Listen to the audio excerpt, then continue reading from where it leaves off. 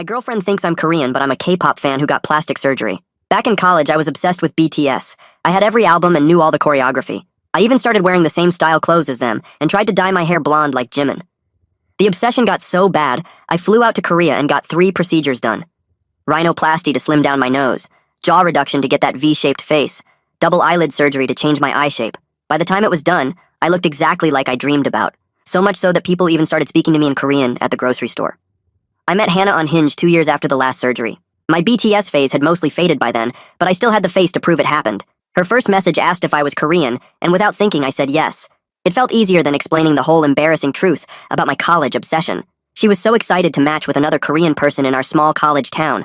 Our first 3 dates were perfect. She took me to her favorite Korean restaurant, and I just ordered whatever she suggested. When she asked about my family, I said they lived in Seoul, and we had a complicated relationship. Not a total lie, since my Italian parents were still pretty upset about my face. She believed everything, because why would anyone lie about something so stupid? The lies started piling up fast.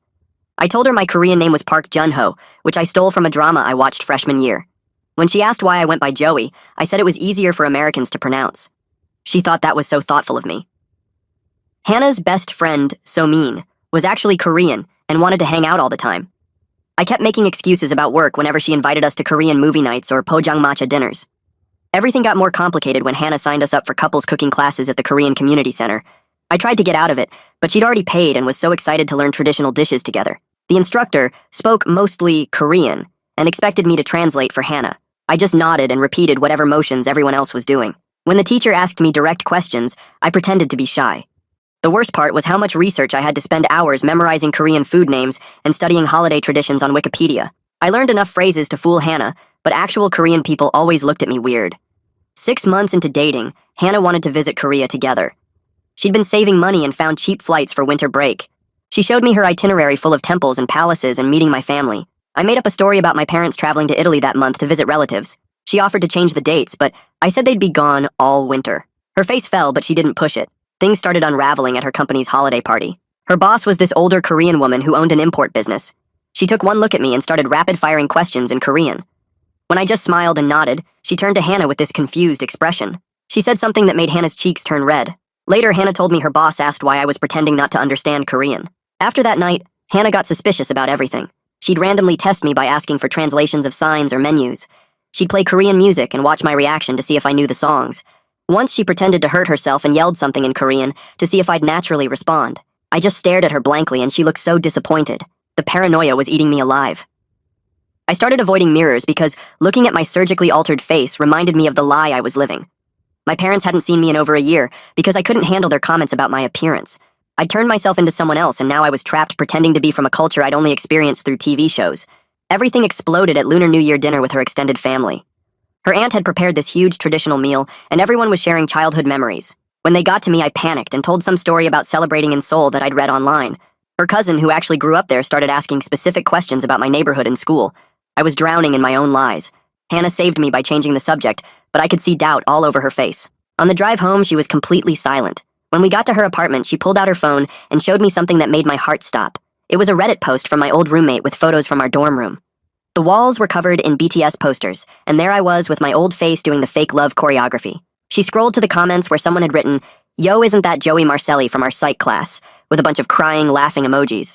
Then she pulled up my LinkedIn, which still had my real name, and a corporate headshot where you could kind of see my old features under all the changes. She'd done her research and connected all the dots. "I found this last week," she said quietly.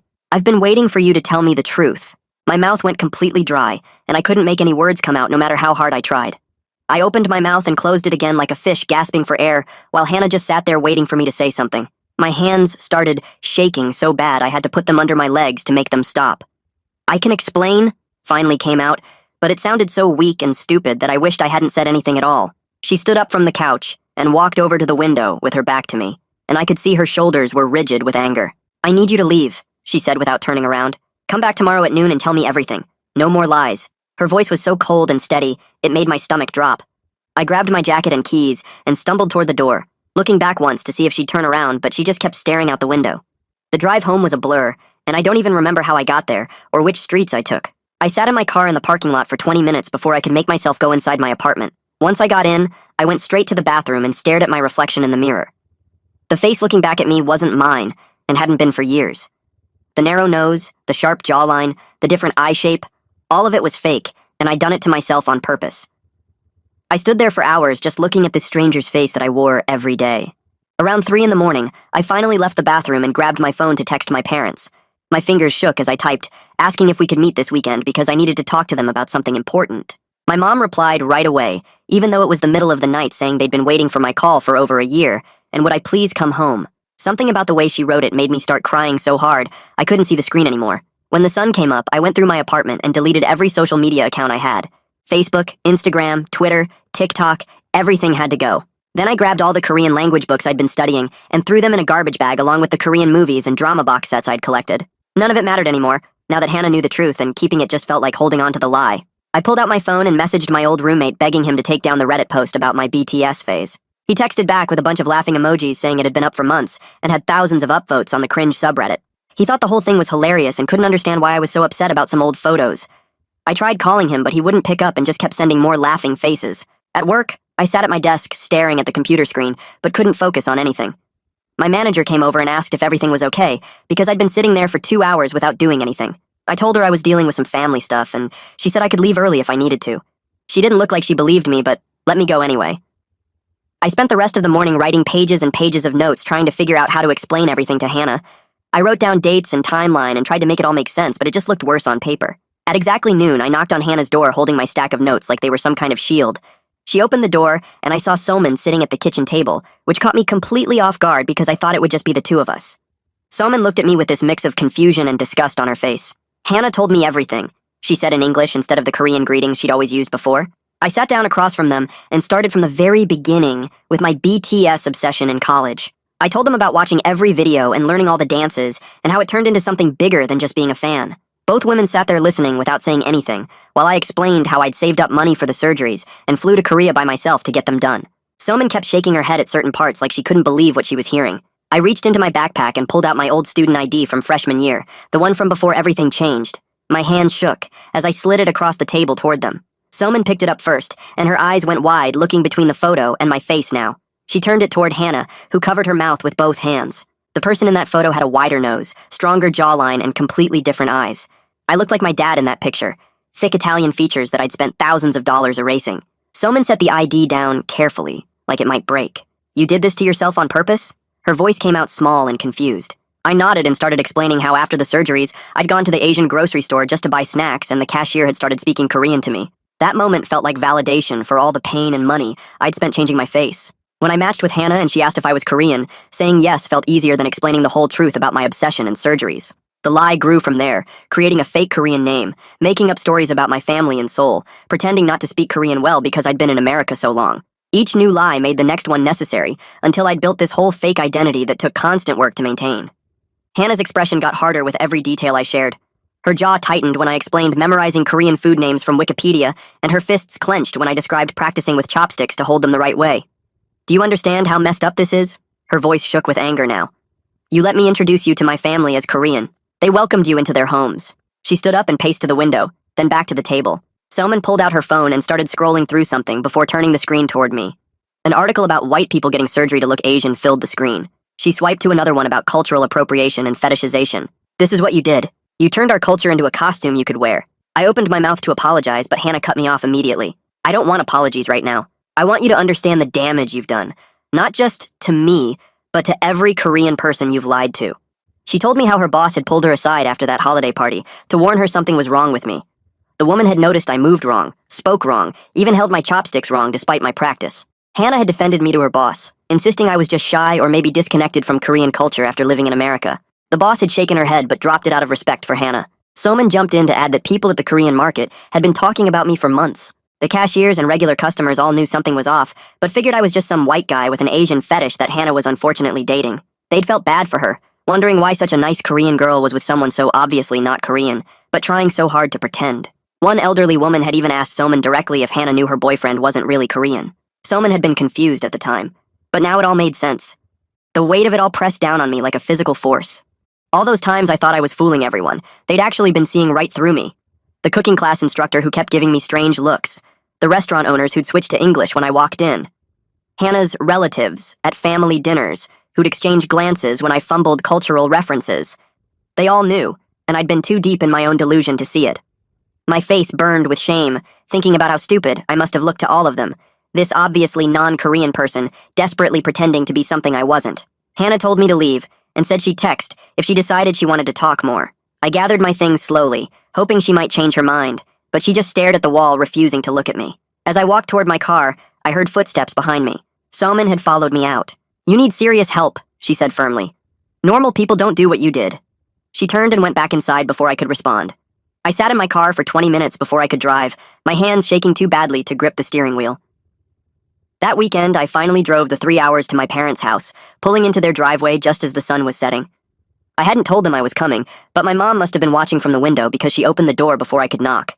The moment she saw my face up close for the first time since the surgeries, tears started rolling down her cheeks. She reached up to touch my cheek gently, like she was trying to find her son under all the changes. My dad came to the door, and I watched him struggle to look directly at my altered face. His eyes kept sliding away, like they couldn't quite focus on what I'd become. But then he stepped forward and pulled me into a tight hug anyway, and I felt myself starting to break down completely in their doorway. My mom led me inside to the kitchen, where she'd already set the table with all my favorite dishes from when I was a kid, the smell of her marinara sauce and fresh bread filling the whole house. She kept touching my face while we ate, her fingers tracing where my old jawline used to be, and I could see her trying not to cry every time she looked at me. "We miss our son's real face," she finally said, her voice breaking as she reached across the table to hold my hand. I told them everything about Hannah and the lies I'd been living for months, watching my dad's shoulders drop lower with each detail I shared. "We tried to warn you this would happen," he said, not sounding mad anymore, just tired and sad like he'd aged 10 years since I'd last seen him. My mom got up and pulled a folded piece of paper from the drawer by the phone, a list of therapist names she'd already looked up with their specialties circled in pen. She'd been researching people who work with identity issues, she explained, hoping I'd eventually come home and ask for help. I took the list and promised to call someone that week, then spent the rest of the weekend at their house trying to remember who I used to be before all the surgeries. Monday morning, I called the first name on the list and booked an appointment for Thursday, then spent the next 3 days wandering around my apartment, picking up and putting down the same Korean language books over and over. Without the fake identity I'd been wearing like armor, I felt completely empty, like there was nothing left underneath all the lies I'd been telling. My phone buzzed with a text from Hannah asking for the password to our shared Netflix account. Then another for Hulu. Then Disney Plus. Then all the food delivery apps we'd set up together. Each request felt like she was cutting another tie between us, removing every trace of me from her life, one subscription at a time. Thursday came, and I drove to Dr. Tao Chin's office in a strip mall between a nail salon and a tax place, sitting in the waiting room for 20 minutes before he called me in. He listened to my whole story without interrupting, just nodding and taking notes while I explained about the surgeries and the lies and how it all fell apart. "Why do you think your own identity wasn't enough?" he asked when I finished, and I realized I'd never actually thought about it that way before. He gave me homework before I left, telling me to write about my actual family background and cultural history, to research where my grandparents came from and what traditions they brought with them. It felt weird spending hours looking up Italian history and traditions with the same focus I'd once used for Korean culture, but this time, it was actually mine. Actually, real. Friday night, my phone lit up with another text from Hannah, this one longer than the others, saying she needed me to tell the truth to everyone we'd lied to together. She'd made a list of all the people who thought I was Korean because of me, including her family, the cooking class instructor, and various friends from her work. I started with the hardest one first, typing out an email to the Korean Community Center, explaining everything I'd done, and apologizing for taking up space meant for actual Korean Americans. Their response came back within hours, short and cold, saying I was no longer welcome at any of their events or classes going forward. Next, I wrote to Hannah's aunt, the one who'd cooked that huge Lunar New Year dinner, apologizing for lying at her table and disrespecting her home and hospitality. She never wrote back, but Hannah texted me later saying her whole family was hurt and angry, that her aunt felt personally betrayed by my deception. The cooking instructor from the community center actually did reply, writing in perfect English, that she'd known something was wrong from the first class, but didn't want to embarrass Hannah. She hoped I would think about the harm cultural appropriation causes to immigrant communities trying to preserve their traditions in America. I wrote similar emails to a dozen other people over the next few days, each one making me feel smaller and more ashamed of what I'd done. Some people responded with anger, some with confusion, and many didn't respond at all, which somehow felt worse than the angry messages. Dr. Chin and I met again the next week and talked about my pattern of wanting to be someone else, going back to high school when I'd tried to dress like the popular kids. He helped me see that the surgeries were just the most extreme version of something I'd been doing my whole life, always running from myself. We talked about why being Italian American felt boring to me, why I thought I needed to be something exotic or different to be interesting or worth knowing. He asked me to bring in photos from before the surgeries for our next session, and looking through old pictures on my phone made me realize how much I'd changed. The person in those photos looked nothing like me now, but at least he looked like he belonged to my family, like he fit with my parents and cousins. Now when I stood next to them in pictures, I looked like some random Asian guy who'd wandered into the frame by accident.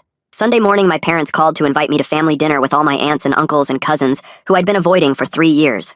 My mom said everyone missed me and wanted to see me no matter what I looked like now. I knew word had spread about the surgeries through family gossip, but actually showing up would be different from them just hearing about it.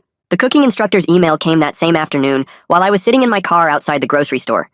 She wrote in perfect English that she'd suspected something was wrong from day one, but hadn't wanted to embarrass Hannah in front of the other students. She explained how spaces like the community center were created to help Korean immigrants preserve their culture and pass it on to their children. She said what I did was take up a spot that could have gone to someone actually trying to connect with their heritage. She hoped I would think about the real harm cultural appropriation causes to communities already struggling to maintain their traditions in America. Reading her words made me feel sick to my stomach because she was right about everything. I'd treated their culture like a costume I could put on and take off whenever I wanted. Tuesday, I had another appointment with Dr. Chin, and we spent the whole hour talking about my pattern of always wanting to be someone else. He pulled out notes from our previous sessions and showed me how even in high school I'd tried to copy the popular kids' style and mannerisms. He helped me see that the surgeries were just the most extreme version of something I'd been doing my whole life. We talked about why being myself never felt like enough, and why I thought I needed to be exotic or different, to be worth knowing. He asked me to think about what I was really running from when I decided to change my face. That Sunday, I drove to my parents' house for the family dinner, feeling like I was going to throw up the whole way there. My aunts and uncles tried not to stare when I walked in, but I could see the shock on their faces. My Uncle Tony actually gasped before catching himself, and my Aunt Maria kept touching her own face like she was trying to understand what I'd done to mine. Everyone was trying to be supportive, but the awkwardness was suffocating. My cousin Jeremy pulled me aside after dinner while everyone else was having coffee and dessert in the living room. He told me about his own struggles growing up mixed race and never feeling like he fit in anywhere. But then he looked at me with this sad expression and said, "The difference was that I had a choice about my identity. You chose to run from yourself," he said quietly, not mean but honest in a way that hurt worse than anger would have. He said I threw away something he would have given anything to have, which was knowing exactly where I came from and who my people were. Monday afternoon, my phone buzzed with a text from Hannah asking me to come get my things from her apartment while she was at work. The key would be under the mat, and she wanted everything gone by 5 when she got home. I drove over Tuesday morning and let myself into the empty apartment that still smelled like her vanilla candles. My stuff was already sorted into boxes by the door, but I had to walk through the whole place to make sure I got everything. The Korean language books she'd bought me for my birthday were stacked on the coffee table with sticky notes marking the pages we'd studied together. The couple's cooking class certificate was still on the fridge next to a photo from our 6-month anniversary dinner. Every single item felt like evidence of my deception piling up around me. I found one of my hoodies in her bedroom closet and a phone charger behind her nightstand. Packing everything into my car took 3 trips, and each time I passed her neighbor who knew me as Joey the Korean guy, who helped carry her groceries once. I left her key on the kitchen counter with a letter I'd written the night before, taking full responsibility for everything. I didn't ask for forgiveness or try to explain myself anymore, because I knew I didn't deserve understanding yet. I just wrote that I was sorry for lying and for hurting her, and for making her question her own judgment about people. I told her she deserved someone who would be honest with her from the start. Wednesday evening, Soman texted me a photo of airplane tickets to Seoul, with a message saying she was taking Hannah on the Korea trip we'd planned together. She wanted me to know that Hannah would be experiencing the real culture I'd tried to steal, and meeting actual Korean people who could share their real stories. She said Hannah was excited about the trip, and starting to heal from what I'd done to her. The photo showed their seats next to each other, and the dates were exactly when Hannah and I were supposed to go. I started seeing Dr. Chin twice a week after that, because the identity crisis was getting worse, not better. He helped me understand that I'd been trying to escape feeling ordinary and invisible my whole life. We talked about how being Italian-American from a normal family felt boring to me compared to the international students I'd met in college. He made me realize I'd confused being different with being interesting and thought I needed an exotic identity to be worth knowing. During one session, he asked me to describe myself without mentioning my appearance or ethnicity, and I couldn't do it. I had no idea who Joey Marcelli actually was underneath all the lies and surgeries. Saturday afternoon, my mom brought out old photo albums from when I was a kid, and we sat on the couch going through them page by page. She showed me pictures from my first communion and Little League games and family vacations to the Jersey Shore. She told stories about each photo, trying to help me remember who I was before I got lost and wanting to be someone else. There was one picture of me at maybe 10 years old making pizza with my grandma in her kitchen. My mom started crying looking at it because she said my grandma would be heartbroken if she could see what I'd done to the face that looked just like my grandpa's when he was young. Monday morning at work, everyone already knew about the breakup because someone found my old roommate's Reddit post and shared it in the company's Slack. I walked into the break room and conversation stopped while people stared at my surgically altered face with new understanding. My manager pulled me into her office and asked if I needed time off to deal with personal issues, but I could tell she was more curious than concerned. The IT guy who sat next to me started calling me K-pop under his breath whenever I passed his desk. HR sent out a vague email about cultural sensitivity, but that just made things worse because now everyone was talking about it. I ate lunch in my car for the next 2 weeks and started looking at job listings in other cities. During my next session with Dr. Chin, I showed him apartments I'd found in Portland and Austin, but he pushed the laptop away and asked why I thought running would solve anything. He made me list all the times I tried to escape from problems instead of facing them, and the list filled 3 pages of his yellow notepad. We spent the whole hour talking about how I'd moved to Korea for surgeries instead of dealing with feeling boring, how I'd lied to Hannah instead of explaining my past, how I was ready to flee town instead of handling the gossip. 3 months crawled by and I forced myself to stay put and face the stares and whispers. My parents found an Italian-American club that met every Thursday at the community center and signed me up without asking. The first meeting was just old guys playing cards and talking about their grandkids, but they welcomed me anyway and taught me to play Scopa. I started going every week and learned about feast days and regional dialects and recipes their mothers brought from Sicily and Calabria. One Saturday I was buying groceries when I turned the corner and almost crashed my cart into Hannah's. She was holding a basket full of vegetables and her hair was shorter, and she looked good, really good, like the breakup had somehow made her stronger. We stood there frozen for a few seconds before she said hi and asked how I was doing. I told her about therapy and the Italian club, and she nodded and said she was glad I was getting help, but she wasn't ready to forgive me, and maybe never would be. She walked away, and I stood there holding a box of pasta for 5 minutes before I could move again. That Sunday, my dad called me over to help him make Sunday gravy, the way his mother taught him. He showed me how to brown the meat first, and layer the flavors, and let it simmer for hours while we played cards at the kitchen table. We made braciole and meatballs and sausages, and he told me stories about growing up in an Italian neighborhood in Newark, where everyone's grandmother cooked the same dishes, but swore theirs were the best. He taught me words in the Neapolitan dialect his parents spoke, and showed me how to roll cavatelli with a butter knife. We cooked together every Sunday after that, and it became the thing I looked forward to most each week. 6 weeks later, I was working on my laptop at a coffee shop when Soman walked in and saw me. I expected her to leave, but she actually came over and sat down across from me. She told me Hannah was dating someone new, a Korean-American teacher who coached soccer and was honest about everything from day one. She said Hannah was happier now, and going to therapy too, and learning to trust people again. I felt this weird mix of jealousy and relief, and told Samin I was happy Hannah found someone better. She laughed and said that wasn't hard to do considering how low I'd set the bar. That night I finally opened Reddit, and found my old roommate's post, which now had over 50,000 upvotes and hundreds of comments calling me every name imaginable. I typed out a long comment admitting everything, and apologizing to Hannah and the Korean community, and anyone else I'd hurt with my lies. The responses were brutal, and I read every single one, because I deserved to hear how messed up my actions were. People called me a fetishizer and culture vulture, and said I had serious mental problems, which wasn't wrong. Dr. Chin and I spent our sessions building my identity from scratch like I was a blank slate.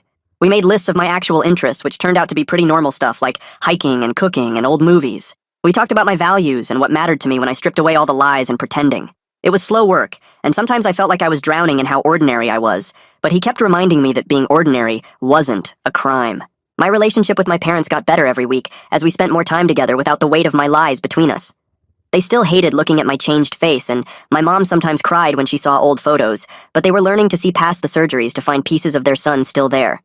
My dad started introducing me to his friends as his son, who was going through some stuff but was getting better. The college contacted me through LinkedIn, asking if I'd speak on a panel about cultural appropriation and identity.